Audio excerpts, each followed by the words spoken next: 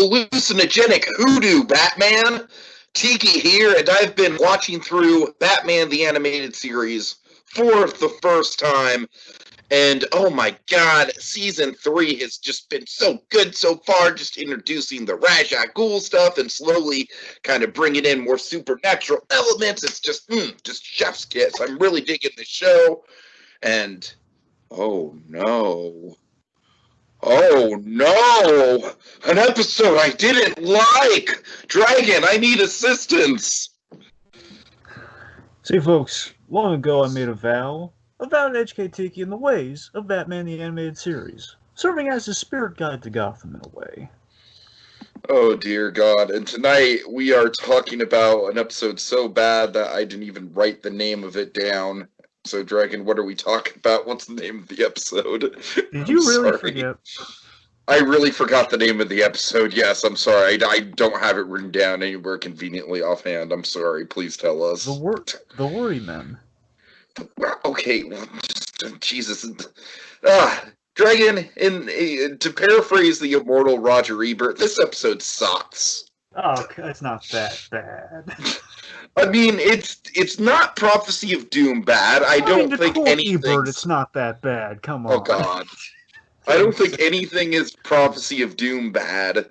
But man, I really wasn't vibing with this one, dude. I really wasn't. To me, it's a lot of voodoo nonsense that I really couldn't follow all that well. A lot of really, really pointless side characters that are just there for exposition. God, I really wasn't feeling this one at all, Dragon. I mean, the third act, I'll give you that. It's like, the third act is basically just like, oh, here's some fan service iconography with Batman fighting amidst some memorable Batman villains. That's fine, I guess. Overall, though, Dragon, this is far and away the worst episode of season 3 so far. I don't even think that's even a question. Well, to be fair, season three's been rather exceptional, though. So let's just say compared. It has been, yes. But let's just say, Dragon, between season 3 and gonna tease you up a little bit here. Gonna tease you up. You might be able to figure out my mystery TV show from this, but between season 3 and a certain show that I've been watching that really represents some stellar animation, I'll just leave it at that. Dragon, I just think this episode could do better. That's all there is to it. I'm just really not in the mood for mediocre. And this is what the Dragon. This is Batman the Animated Series at its most mediocre to me. Honestly, it's not really bad to a level of Prophecy of Doom or Batman in My Basement, where the badness in itself is interesting. It's just kind of like a really forgettable, really muddled story to me that I just didn't vibe with. I don't know. That's kind of where I'm coming down on it, buddy. I'm sorry. All right. Okay, so go ahead and give us some details, Dragon. Hit us with the deeps. All right. Okay. So here's the context for you folks out there. So this is directed by Frank Parr. So funny enough, we keep laying out all these Prophecy of Doom references because Frank Parr. No. Now it is twofold. It's threefold here. Okay, so Frank Parr, yes, he did. The worst that Frank Parr's ever done was Prophecy of Doom. God damn it, I knew it. And you know what? When I saw Paul Dini wrote it, I was like, ooh, it's a Dini special. And this is the worst thing that Dini's ever done, man. But here's the fun factor. Here's why it was kind of special that they had Frank Parr and Paul Dini work on this, because they both wrote the original Mad Hatter. They both did the original Mad Hatter episode together. Frank Parr directed it, and Paul Dini wrote it. Wrote the original Mad Hatter one, yeah. That's what I'm saying. So they brought back the same kind of director-writer team on this one, which is kind of quite nice. The studio worked. It's like a third of a Mad Hatter episode, to tell you the truth. Yeah, you're not wrong. But then again, when we've done Mad Hatter in the third of an episode before, with the second Mad Hatter episode, Perchance the Dream, it worked like gangbusters. So I don't know. Don't you dare put this in the same sentence as Perchance the Dream, dude. Well, it's kind of hard to when it literally is it's the third kind of link in the Mad Hatter chain. It's kind of hard not. I'm just saying, just night and day right there. God. So Oh the man, studio, the studio worked on this was Dong Yang, and again, Godfather 3. That's what I'm saying. All right. right, Yang. I'm sorry. Go ahead. So Dong Yang, they worked on this course. So when Spectrum's away, Dong Yang will play. Pretty much Dong Yang for season three. You'll notice it becomes kind of the house studio for the majority of season three. A little bit of TMS sprinkled in there to blow us all away, but Dong Yang is kind of the consistent favorite. And again, take you say we will about the episode. You got to admit the animation looked really good. Yeah, it's. I mean, yeah, I don't have a problem with the animation. It is. I'm sorry, Paul. I'm sorry. It's more the writing I have a problem with. You read that book. I You know what he's been through and what he would know. do. Yeah, you saw all the We all stuff he have went. to hit the office.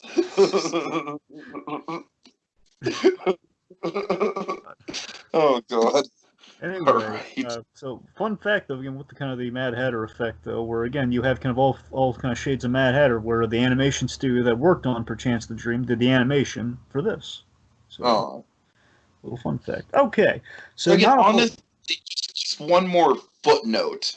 That kind of also relates to Prophecy of Doom.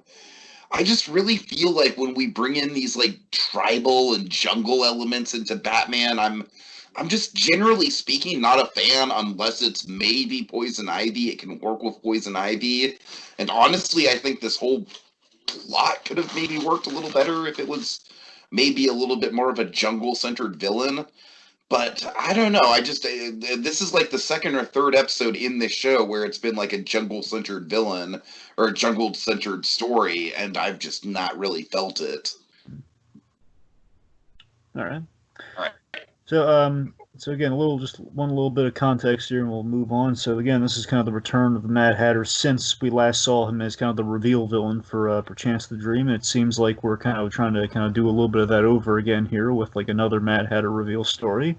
Again, it's the return of the same team that worked on the original Mad Hatter episode, Mad as a Hatter, and importantly, one little important footnote with the character of the Mad Hatter and his evolution as a whole in the series is that this is the first like all mind control episode caper for the Mad Hatter. Like we take away the initial vendetta. If you remember, Mad as a Hatter has the really entrenched rich story of okay, he tried to take a girl out on a date, became fixated with her, and he kind of got his heart broken. Of course, he's very again paralleling Alice in Wonderland with the girl named Alice from The Office. So very again the initial vendetta, which carried over into Perchance the Dream, where he was just trying to get Batman out of his life because he ruined his life. Him blaming him for like you interjected yourself into the Alice situation. So this is the first time we're seeing the Mad Hatter outside of the original kind of like two-part story, if you will. And yeah, a little fun fact to find out: Alex Horath, the guy who works on one of the writers from Infinity Train. Yeah, he is a Batman the Animated Series fan. I mentioned this to you, Tiki. He was the reason for that phantasm-esque reveal in Infinity Train because he is a huge fan of Batman the Animated Series, and he rather likes the Mad Hatter, and he also likes this episode. So, go figure. Right, right. Okay, all right, let's just dive right into it then. All right.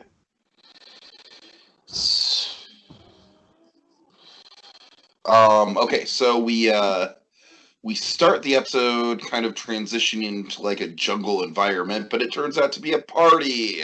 It's a nice reveal though. I have like this rainforest themed party, and it's like the Veronica emerging from the jungle into like a high society. But it's a nice opening shot. Well, you know what it calls to mind for me, Dragon? It calls to mind freaking Batman and Robin. I hate to say it, with the jungle party. God. At least we're in giant pink ape costumes. So, Dragon, we get the first of many characters in this episode that I have written down in my notes. Am I supposed to know who this is? You mean Veronica? Yes. Yes, Tiki. She was in one of your favorite episodes. She was in Birds of a Feather. Remember the one that the penguin fell for? Oh God! Oh man! Okay, yeah, I'm sorry, Dragon. I have a hard time keeping track of one-off characters like that. Well, again, she comes back, so cool. just That's cool. make a note of her going forward. I think I should probably like rewatch this episode with that in mind because because her face and name looked familiar. I just couldn't quite place where I knew her from. Yeah, she pops up now and again, and she pops up at least one more time in season 3. Basically, long and short, Veronica Vreeland, just for the notable, is one of Bruce Wayne's high society friends, and I think the idea they never explicitly says. I think Bruce may have dated her once, and they just remained friends. I think that's like we never see that story, never say that, but it's always been the implication I got because sometimes she always says like, "Ah, Bruce should go meet somebody." So I think it's like he's on really good terms with it with an ex with Veronica Vreeland. That's always been my kind of too. Like you date her to keep up appearances, sort of billionaire sort of thing. All right. Anyway, Sure. Okay, so she's kind of like making sort of making some fun small talk with the crowd here. Oh, the accommodations were non-existent, and the bugs were the size of my trust fund. Ha ha ha ha ha ha ha. look at like the high society. Here's the really cool thing, Tiki. Looking at Demon's Quest, which of course we finally covered. And again, that was another. We kind of went to a jungle one. We went to a rainforest in that one. That's my point. Is I like that after an episode like Demon's Quest, we have one of the all-time great scenes in that episode of Ra's al Ghul calling out Batman, saying, "Bruce, Bruce Wayne donates millions to the rainforest. You and the overclass have a lot to answer for. You donate money to the rainforest, but does your money solve this problem? No." And we kind of see, case in point, high society trying to donate to the rainforest. What are they doing for? Mainly kind of wine and dine at a trust fund, at a trust fund party, essentially. So she's but then she tries to rein it in there, saying, "Oh yeah, well, it's worth it to preserve the rainforest." And Bruce Wayne actually weighs in a little bit on this, saying, I think it's actually great that Ronnie's actually doing something, worthwhile with her money." Which again, nice little bit there for her. And then that introduces us to the second character in this episode, where I'm like, okay, should I know who this is? No. This guy absolutely is a one-off. It's LeVar Burton, by the way. I know it was LeVar Burton. I just didn't know if he'd shown up before. No. Because the thing is, he looks like Diet Coke Lucius Fox Dragon. I actually have that written down in my notes. Yeah, this guy purely is Mr. Plot Point Man. That's kind of what Harry Sloan. And Dragon, there's a couple characters like this in this episode that I'm not crazy about. We'll get into. Okay, just again, take away Veronica a little vaguely important, whereas Harry Sloan not really. Okay. The point being, for the purposes of the episode, Hayden Sloan here, he is the securities man. He works at a securities company, and the idea is he is a worried, stressed-out businessman, worried about his company, which kind of enter Veronica with her party favors. Oh boy. And here we go, Dragon. Let's talk about the Worrymen themselves. This was just a really weird concept, dude. What a real Are they? I mean, I could get into them from like from a conceptual level in terms of, I guess, it's a weird thing to base an episode around, Dragon. I feel like it's not quite voodoo. I don't know. It's odd. Well, here's the thing. So it's the Worrymen. Basically, they're from Guatemala. They're just kind of like a South American sort of thing. So they're these little dolls. Essentially, it's less voodoo. It's more like it's like a glorified dream catcher. It's like kind of a more stylish version of a dream catcher, essentially. And basically, I think overall what Dini's kind of trying to do here, which again, I guess it's debatable whether it really lands the mark. I think he scratches the surface enough, but again, you maybe could have got a whole episode out of this, but then we turn into a Mad Hatter episode. So say however you feel about it, whatever. But I think again, we're kind of like throwing little stones at the upper class here because like the rich are being targeted. We're taking a lot of their money. Like Veronica Villan goes to a rainforest again to do something good, but still like so she can complain about it at parties. Like, oh, why did I even go there? But no, it was for a good cause. That sort of thing, It's right. So I think that's the message that we're trying to get, but then really it's kind of part of a plot. So I think Dini's kind of telling two stories in one here. It's kind of what it feels like. Yeah, no, actually, you hit the nail on the head there, Dragon. That's my big problem with the episode is kind of the two stories in one. Yeah, it really does feel like both of the stories are pretty half baked, honestly. So yeah, I definitely give Dini a pass on it, but you're not wrong. It's not his best work, sure. All right. So let's see. So basically, importantly, we note that they were carved in Central America. She tells them that they are. You tell them your worries, and you put them under your pillow, and they worry for you. Again, it's a cute little concept and party favor, I guess. It's just like, hey, little dream, little kind of Central American dream catcher. And Bruce Wayne scoffs at the hoodoo as he's calling like voodoo and hoodoo and everything. You actually believe in this, Ronnie? So Bruce, in the jungle, I saw things you never believed. Of course, this is Batman post Lazarus Pit, so Right. it's really funny. Okay, so let's see. So then we reveal the Craftsman, who's kind of the leader of all the kind of mind controlled kind of henchmen here. Like the Craftsman is lurking about above the skylight, and Batman spots him mid Veronica pitch about the Worrymen, yada yada yada, and basically we have this. There's a really great clue in all this, by the way, in the rewatch, Steve. It's a little subtle clue. It's really cool. Is that anyone who's controlled by the Worrymen or has a little hypnotic suggestion in there, they're all wearing hats in the episode. They all wear hats, and then when they take off the hats, like shortly after that, the hypnosis wears off. So it's kind of like it's a little tip off to who's behind it before you really find out who's behind. It's really cool. Nice. I would have never noticed that. Anyway. Interesting. Okay. Okay, so let's see. So Bruce, he excuses himself. Excuse me, Ron, I got bounced. And of course, he took a little Worryman out while he was going. And if ever someone led a worry-free life, it'd be you, Bruce Wayne. If she only knew. So, bad entrance, and this is kind of fun. We have kind of a witty Batman. I figure because the stakes are really low here, we just have like kind of a party crasher potentially, and Batman's not really trying to rob a bank or anything. He's points out the guy hasn't done anything wrong yet. So Batman had like the classic Bob Kane smile for a second there. Yeah. It's almost like Adam West style. It's like, oh, you shouldn't be crossing parties, civilian. Yeah, it's something like that, where it's like this guy seems a little sketchy, but he hasn't done anything wrong, so Batman can be a little more laxed with it. Right. Yeah. All right, but pretty soon, the guy just throws a weapon at him. What would you call the weapon? Dragon, a tomahawk? Oh, we have it's like a tomahawk or like a tribal axe of some kind. The idea this guy's he's like a Mayan. The whole gimmick's Mayan, by the way, in case you're curious. It's sort of like a Mayan Central American sort of thing there. But it's point being is he's like throwing a little axe at Batman. Great silhouette up again. Season 3 with Dong Yang, they've gotten like so refined that their silhouette and their shadow animation just flawless at this point. Like the shadows are just on the money with Batman in this episode. So he's like in silhouette, like grabs that nasty toy again. Quippy Batman. We rarely get quippy Batman. So let's see. So Batman, he evades a blow dart with his cape. Pretty cool. He tosses a batarang to disarm him of the blowgun. You're ready to call it a night because Batman can handle this guy. But then he wields the.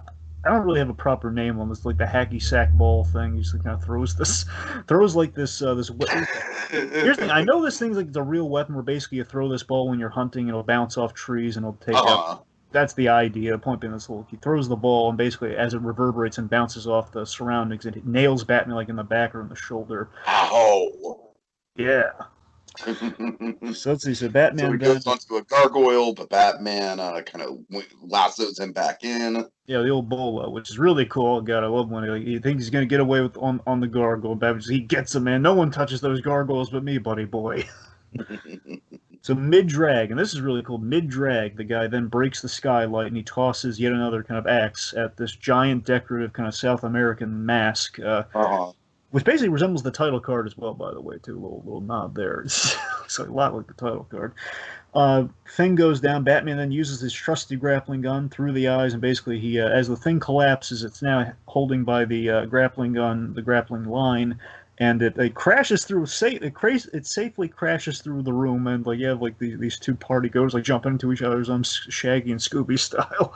God. Those are really cool use of the grappling hook, by the way, because normally we just see the grappling hook, kind of being used as like a means of transportation. So, creative use of grappling hook. I'll give it that. I'm behind that, buddy. I'm behind that. So the Craftsman. But then as this is going down, the Craftsman escapes. Batman takes his hacky sack weapon thing to examine it. Yep. And the clever Cape Fear gargoyle move that the Craftsman pulls, by the way, is like he didn't like jump off the building, but he's hiding under the gargoyle. Nice. Okay. Okie dokie. Next scene. Amen. So Batman's kind of posing the Riddler-esque question, Dragon. What's an Mayan witch doctor doing on a Gotham skyscraper? This isn't one of those Riddler questions, is it? No, but it's just as confusing. Yep. So of course Alfred's asking about amongst all of this, as Van's just kind of listing off like this, all this, all the tribal weapons and everything. Alfred finds in Bruce Wayne's jacket pocket the voodoo dolls. Oh no, it's just a party favor from. A party favor from Veronica Vreeland's party. It's supposed to take away your worries. So Alfred, let's see. So Alfred here, he does a little gesture to kind of help Batman out here, where he's just kind of initially scoffing at, oh, what some overworked souls will do for a good night's rest, and of course off to the side says, but every little bit helps, as he kind of sticks it under his poor master's pillow to help him get some sleep. And it's like a joke. It's like Alfred. Right. It's like a little bit of like a half-baked joke on Alfred's part. But you know what? If it helps, it helps. And poor Alfred doesn't know what it's going to do to his poor master here. All right, so then, Dragon, then the episode kind of goes off the rails for me a little bit, honestly. Do you agree? Tell me you agree. Well, okay, here's the thing. I just have in my notes, like, what the heck is happening? Is this a clone? I just have clone question mark in my notes. Well, it's the point. He's supposed to be all happy-go-lucky. It's supposed to be out of sorts because he's being controlled right now. That's why. No, I get it. It's just like you on a first watch, it's very disarming. Rarely do you see it. Like, I mean, of course, like there's the himbo Bruce Wayne that he usually plays, like just like kind of the bon vivant kind of playboy, like, hey, how's it going? It's like the happy-go-lucky. Also, Dana Blessing, character I'm not sure if I should know, number 3. Forgot it. Yeah. Okay, so no, Dana's a one-off as well. Okay, Dana's a one-off.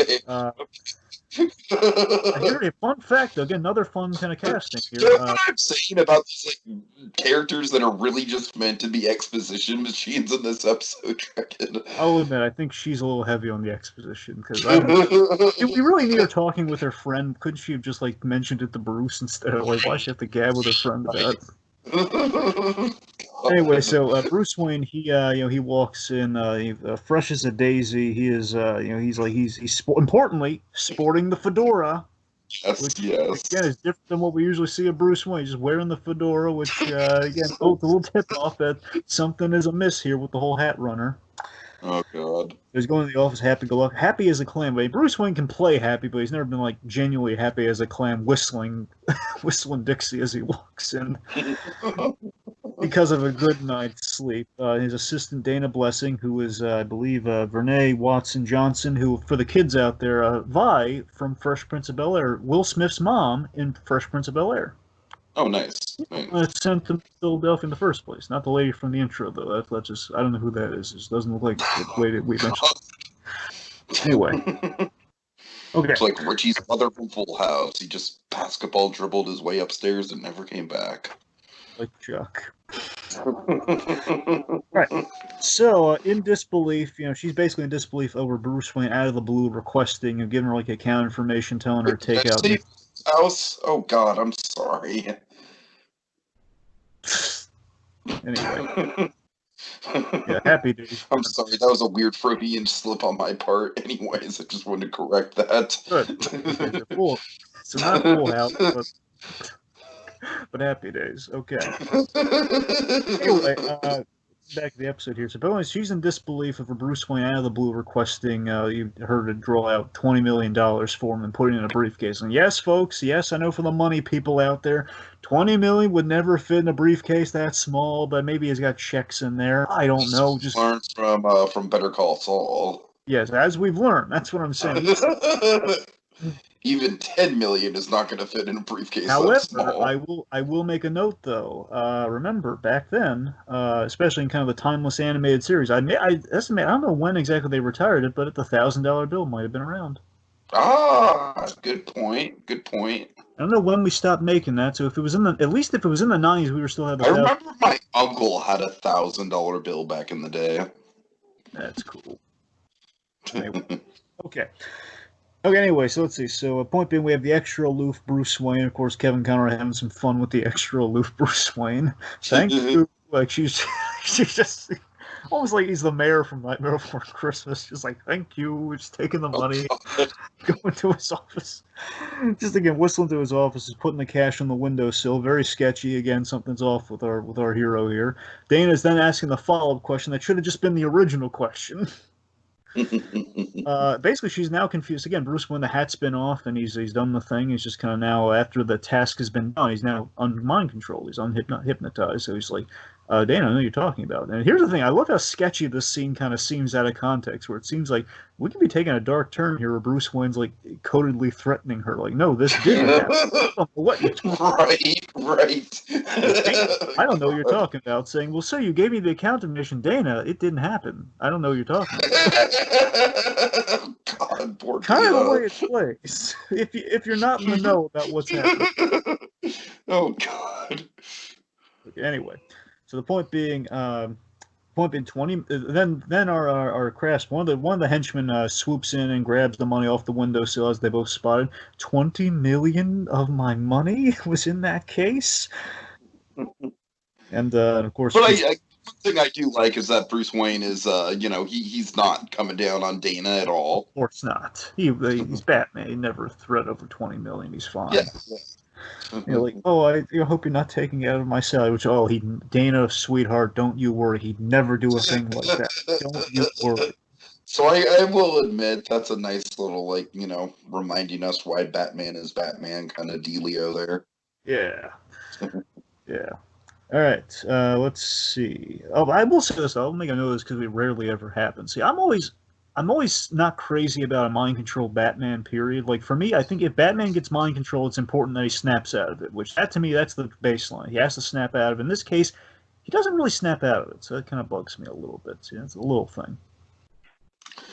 Yeah, that's another reason why this episode kind of doesn't really land with me either, Dragons, just because I feel like the mind control happens way too easily, honestly. I mean, it would have bothered me more if it was something like, again, the main reason it bugs me is like if Batman would be able to kill somebody, that'd be horrible, obviously, if you were under mind control, because then you take the whole accountability out of the factor there. So that we didn't do anything that severe with it, so I'll give it a pass, and it was Dini, so I'll give it another pass. But that's what I'm saying. It was teetering a line for me. Uh-huh. All right, let's see. So now we're checking in with the news where we see, and again, this is where we're kind of making the point here where you'd think in the episode, well, okay, well, rich people are being targeted, they're being hit. I mean, they're rich people, they'll be fine. But again, you have some people like Hayden Sloan, who's here for this is the only reason he's in the episode, by the way. Poor Hayden Sloan was arrested for suspected embezzling for his fledgling company. Why would I do it? Why? Almost like a Morgan Freeman "Why" from Now You See Me. At the end of Now You See Me has this great. Oh, I God. think the most hysterical Morgan Freeman delivery I've ever heard was like, "Why?" But yes, the point being, it's that we see that some people didn't deserve this, and some people aren't going to bounce. Like it's the ramifications. If you stole from your company, there are consequences. We're seeing that. Okay, we can't just give the Mad Hatter at the end of the day a pat on the, like a slap on the wrist for what he's done here. He's done he screwed over some people really badly. Uh-huh. Okay. So combined, Mad Hatter stole $100 million. Yeah. So Batman realizes that everyone who this has affected has essentially been to Veronica's party. So she's the main lead, and he's going to get some information from her. Mm-hmm. All right, and I don't know, Dragon. This whole scene with Batman interrogating Veronica it's a little too exposition heavy. All right, like I don't want to I don't want to come down too hard on it. It's not bad. It's just I feel like it kind of goes on for a little too long. Well, I mean, it's kind of circling things. I don't know if it's long, but it feels like we're just kind of waiting for the action a little That's bit. what I'm saying. It's more like antsy than it is like exposition. I don't know. It's more like antsy than exposition, maybe. I don't know. Anyway, so Veronica's on a boat. She's about to throw over a suitcase full of. And again, this is a callback to the Birds of a Feather, which also Frank Parr directed. A little nod to the Vreeland family jewelry. Again, she's very famous for the Vreeland family jewelry. So a case full of the jewelry. She's about to throw it overboard. Batman's showing up. He's asking like what she's doing. He basically interrupts kind of the hypnotic command here, and he's kind of questioning the logic, which kind of snaps her out of it. So he's like, "Yeah, why am I throwing it? Oh, why am I about to? Why do I have to throw this over here?" So she snaps out of it. Batman helps her out, and he's kind of asking the follow up questions. Of course, before he gets any answers from her, uh, he's taken on by three of the Mayan henchmen. Mm-hmm. Nicely boarded action sequence. I'll give him points there. Like, again, you feel kind of the emphasis, like the heaviness of like the things that are being thrown around there. Like Batman, like his head almost gets taken off by some of these Mayan weapons. It's pretty well boarded. Yeah. The Mayan weapons are pretty cool. I'll give it that. I'll give it that. Okay, so basically he They're pretty chases him unique. off. He chases him off. He rips off a part of the mask of one guy. That's important. Mhm. Piece of fabric. So before, let's see. So of course, like Veronica tries to assist for a moment. There, he hits one of them with a suitcase. Of course, she's about to be in real danger. Thankfully, Batman scared him off. So, my therapist is never going to believe this. Mary Lou Henner from of Taxi fame doing Veronica Villain there has like some fun line deliveries here and there. So, Mhm.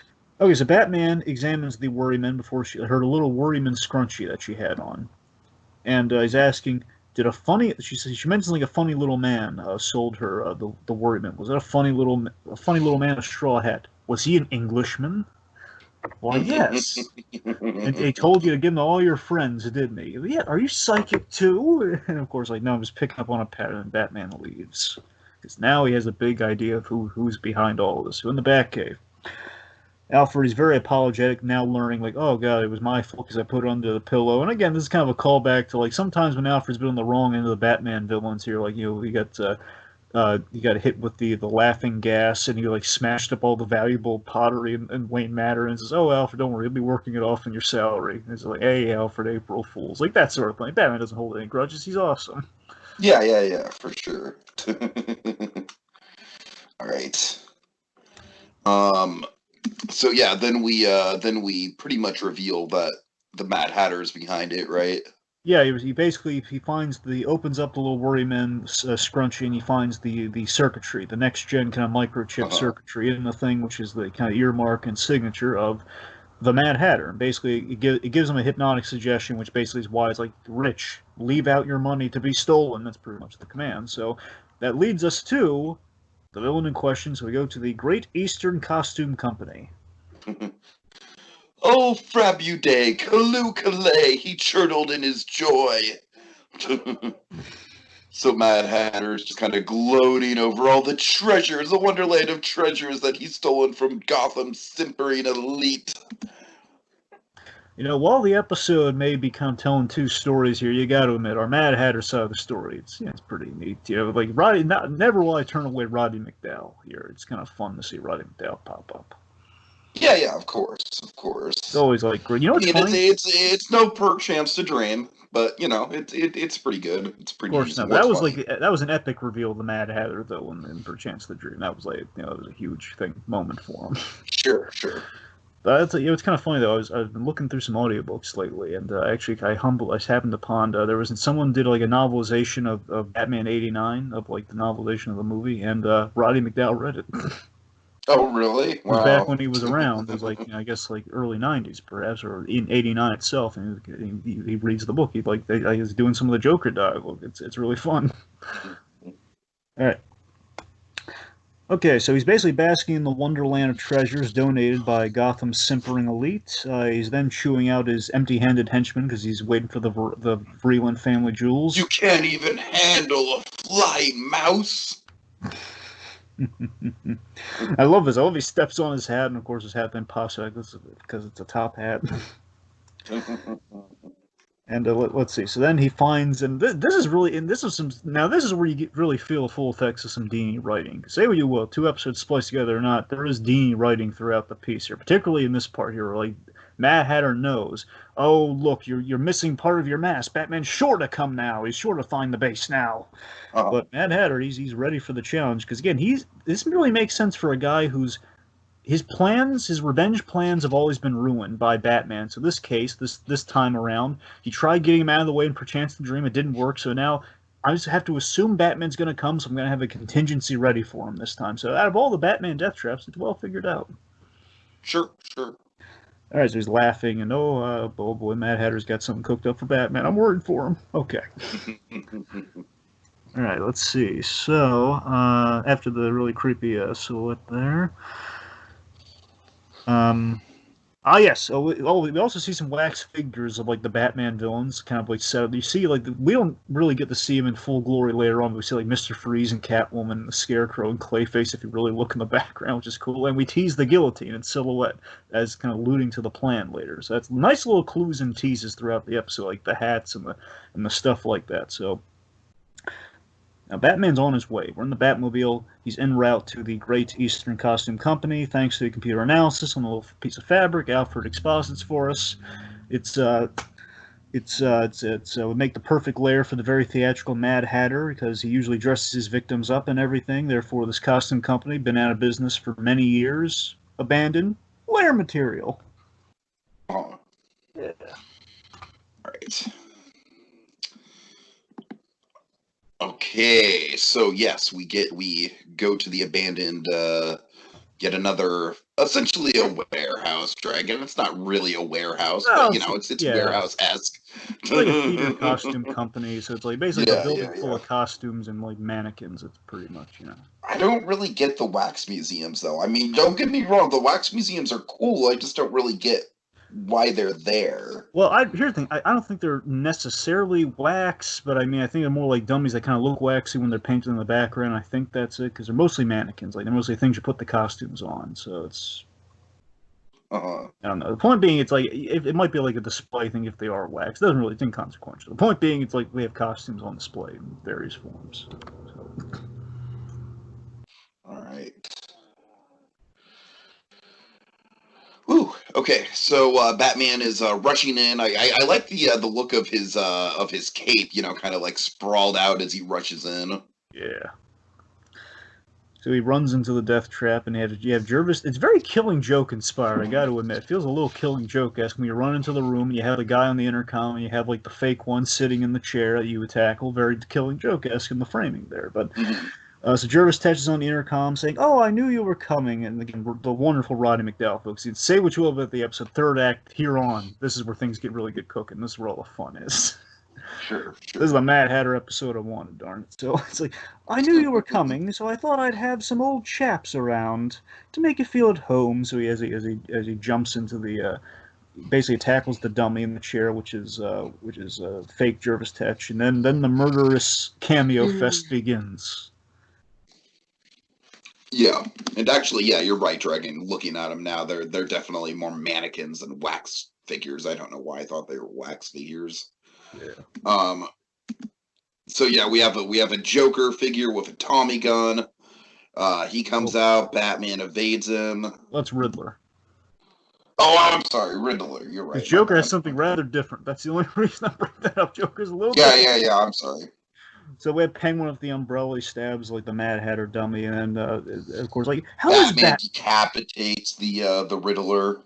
Yeah, like how is Batman like a donut shop? They're both full of holes. Ah. So then the best one happens. So we have this awesome marionette of Harley Quinn with this knife and the red lighting. That's awesome. Just comes down. Yeah. And basically, she's like kind of slicing at Batman, boxing it into this giant Jack in the Box, or should I say, Joker in a box. And giant Looney Tunes effect has like we have a giant Joker with a mallet. It's awesome looking design. This giant Joker with a mallet comes by and it smashes Harley Quinn as Batman jumps out of the way. There's something symbolic in that Batman versus the Joker ends up with Harley smashed to pieces in the middle. Something symbolic about that. Yeah, to tell you the truth, Dragon, the stage effect of the Joker, the way that it pops out of the box and the way that it's kind of folded up, it almost kind of reminds me of the way that they did the Jafar snake in the California Adventure Aladdin show. That's a good point. I didn't think about that. If you're going to do something like Aladdin and you want to do it right, not like the movie, the live action. Which, by the way, let me just mention this. The California Adventure show had Dee Dee Mango. The Broadway show did not. The California Adventure show had a snake Jafar. The Broadway show did not. I don't know about you, Dragon, but I think outside of James Monroe Englehart, I think the Broadway show I think the California Adventure version was actually superior in a lot of ways, but I It ain't a, digress. it ain't Aladdin if we don't have that giant snake in the third act. That's what I'm saying. That's what I'm saying. Movie, live action Yeah, movie. take that, like I don't screw the bird, man. With like one, I mean, don't give me a bird. Tell me it's a snake. Oh God. Anyway, so let's see. Okay, anyway, so of course, basically now he happens upon a display of the Mayan tribes, in which he thinks is again is like a false display of like dummies and stuff. But then of course Mad Hatter reveals, oh dear boy, but those are real though. And of course now Batman's outnumbered, and he's kind of now he basically gets sucker punched by the craftsman after he deals with the main three of them. So now Batman's at the mercy of the Mad Hatter. And then this is a nice scene here. Basically, Batman is he's kind of taken before the throne of the Mad. I love that Mad Hatter's throne is is around the hat department. So he's like surrounded by hats in his nice little chair. It's a great little, it's a great lair for him. I don't know. I really like this lair. Mm. So basically, we get kind of the villain doing his monologuing and the motive here, where Batman's kind of saying, Tetch, I'm so disappointed. I'm kind of disappointed in you. After all your brilliance, you're just another thief. And then the Mad Hatter has this great line where he says, you make it sound so common. So then he gets into the old villain monologue and the motive, and we kind of fill in the blanks here. Where you'll notice there's a little thing. TMS, there's kind of a mistake, but it's a mistake that I think actually helped improve things. It makes it stand out. TMS sped up the animation. If you look at this scene when the Mad Hatter, he has great animation, but it's a little sped up. But I don't know, it kind of adds a little extra oomph to it. I don't know, something kind of there's something unique about it. Sure. Where the Mad Hatter basically says he's retiring from crime, and after his release from Arkham, which of course, given the way he phrased it, it might be in quotes. I don't know if he was actually released, which is possible given he wasn't like a very he was like he had like a cup. I don't know. The point being, he wasn't really like a regular violent offender like a Joker or something. He may have actually been released, but I don't know. He could have broke out. Who knows? Mm-hmm. Anyway, point being, since his release from Arkham, he wants to leave Gotham behind him. All the painful memories of the whole Alice affair, he wants to leave behind him. He wants to move to a little island. This is where Rodman does awesome. I want to move to a little island and open up a little sunbonnet shop. But islands, I love how he's milking this. If there could be a world's smallest violin playing, it'd be playing right. Oh God. but islands, even little ones, cost money. And that's great. That's what he said. I love the way he sells that. Yeah. So the point being, he heard through the grapevine Veronica Vreeland's going to the rainforest, and Mad Hatter sees an opportunity to manipulate the rich to get his little island. So basically, he went down there. He basically mind controlled a native craftsman, humble, honest native craftsman, to create the Worrymen for him, and with a circuitry in him. And basically pushed him on Veronica Vreeland, like we saw. We get kind of one of the money shots of Veronica Vreeland holding all the little dolls. It's a nice shot. Mm-hmm. And basically, the rest is history. He basically, he has the craftsman as his kind of lead henchman here, and he took some kind of riff-raff street gang guys as the rest of the muscle for the assortment. Before the Mad Hatter leaves, and this is a classic. This is why I love the third act of this episode. It's classic Mad Hatter stuff we get here. Mad Hatter wants a souvenir. He wants Batman's cowl, the ultimate hat. Of course, Batman he won't let that happen, and unless it's like the '60s show where he's going to spray it with he's going to go with a pink cowl underneath or something. It's not going to go that way in this show. So what happens? It's going to be even better than that. So Mad Hatter has a better way to remove it: the guillotine. Oh God.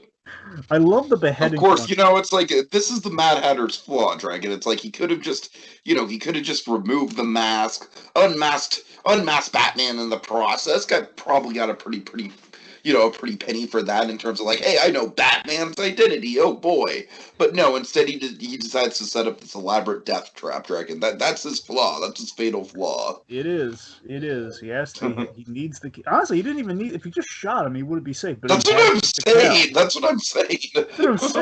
He wanted the cow. And he also, I guess, may wanted the victory of like, I got your cow, and I got your cow before. I don't know. It's kind of funny. In both Dini episodes for the Mad Hatter, they both involve a third act climax of the Mad Hatter about to decapitate Batman with the whole off with your head thing, which is really cool. Mhm. So this is a neat idea with the matter.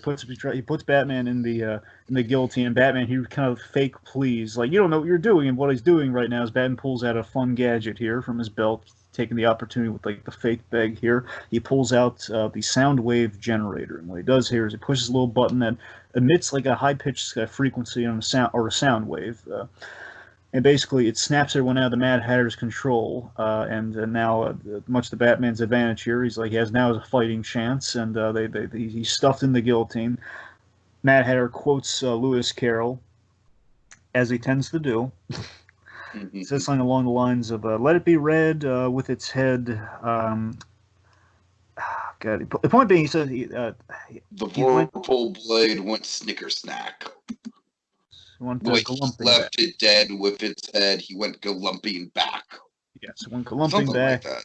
Yeah, no, you got it right. It's like he went galumping back, and basically we have the shadowy laughter of the Mad Hatter, which is it's really great staging. The blade comes. We have the POV of the I blade. love the Mad Hatter is just like trying to push the blade down. Like that's a pretty violent image right there. This is what's I love the intensity of this. Basically, one, we have the Blade's POV about to chop poor Batman's head off, and then Batman awesomely stops it with his legs, and then we have the tension of the Mad Hatter is then pushing the blade down because no, not again. I'm gonna get you. I'm gonna cut your head off this time, which is rather violent.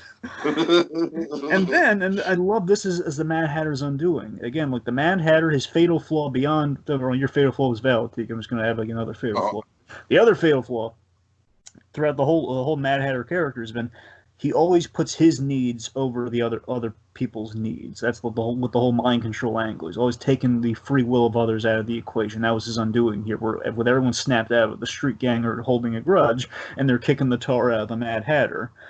So because this gives Batman the opportunity to escape and everything. So again, this is what the Mad Hatter's defeat was. He treated him like garbage. He treated him terribly, and like now like they want to beat the crap out of him. The Craftsman snaps at him and says, "No, leave him to the police." Because the Craftsman's a really nice. I love that we hit the point. The Craftsman was a really nice guy. Yeah. He's an intimidating looking gentleman, but he's a nice guy.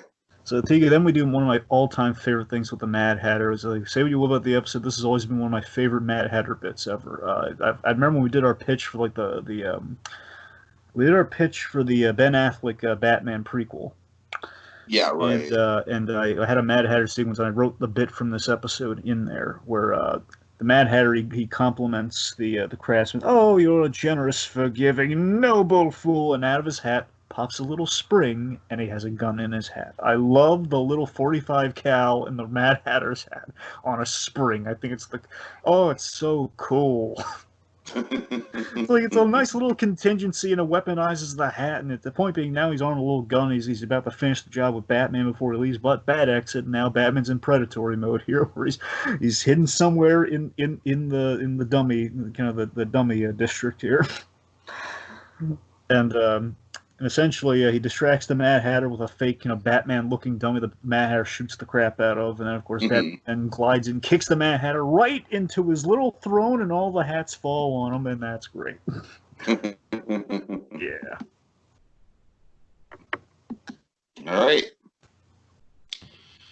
So let's see. Anything else on the episode, Dragon? Yeah, we're in much. Yeah, we go to Wayne Enterprises, and we have like a little wrap up here, where basically money's been returned. Alfred kind of quotes basically Alfred exposition. If anyone's ever going to give an expo pass to, it's going to be Alfred. Let's be honest. It's like him saying, "Oh, it was rather nice of you to pay." The Craftsman was rather merciful. He showed great restraint because he didn't want anything but a flight home, but basically money for the flight home. That's all he wanted. He just wanted to go home.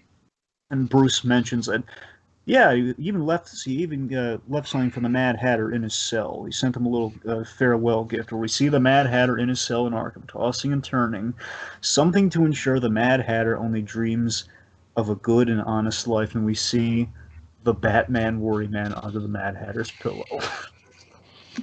Yeah, and it's pretty fun. Yeah. Also, I like that the plane ticket came directly out of the $20 million. Yeah. All right. And good old Bruce. Okay, so final thoughts, Dragon. I don't know, man. Going through this one, I haven't really changed my tune on it all that much. I think it's essentially two pretty decent action sequences sandwiched between a bunch of really kind of weird and sloppy exposition.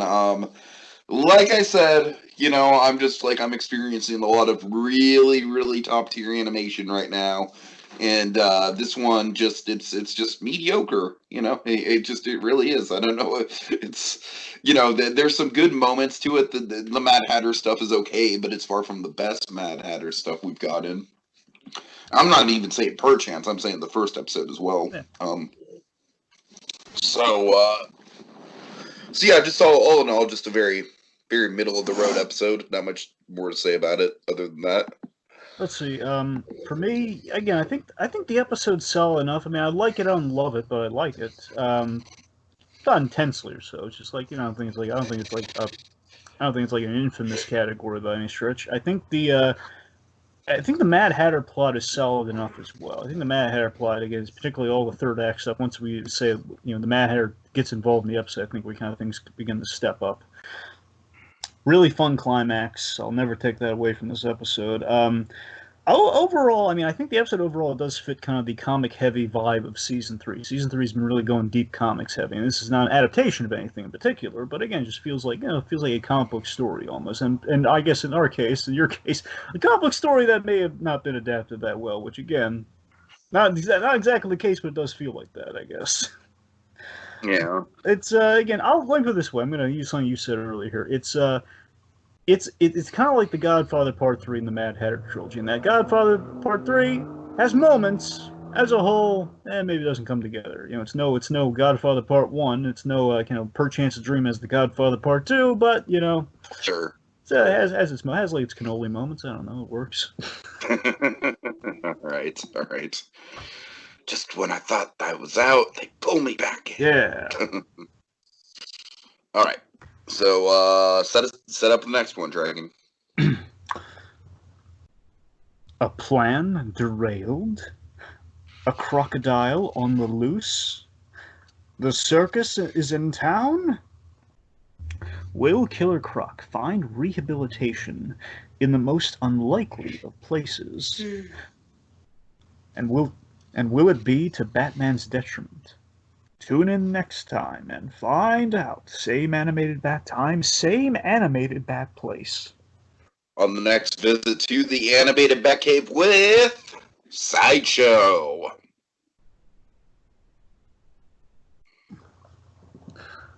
They're called Worrymen. No worries, man.